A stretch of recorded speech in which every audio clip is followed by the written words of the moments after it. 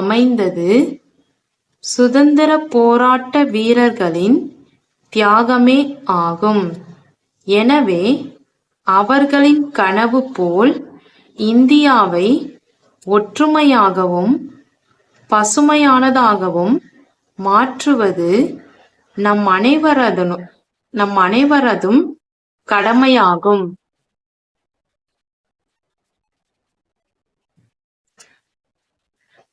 எனவே எனது பார்வையில் எதிர்கால இந்தியாவானது உலகிலுள்ள ஏனைய நாடுகள் வியந்து பார்க்கும் அளவுக்கு முன்னேற்றமடைந்து தலைசிறந்த நாடாக விளங்கும் என்பதாகும். இந்தியாவின் சிறப்பம்சங்கள். அந்நிய தேசத்தவர்கள் பல வருடங்களுக்கு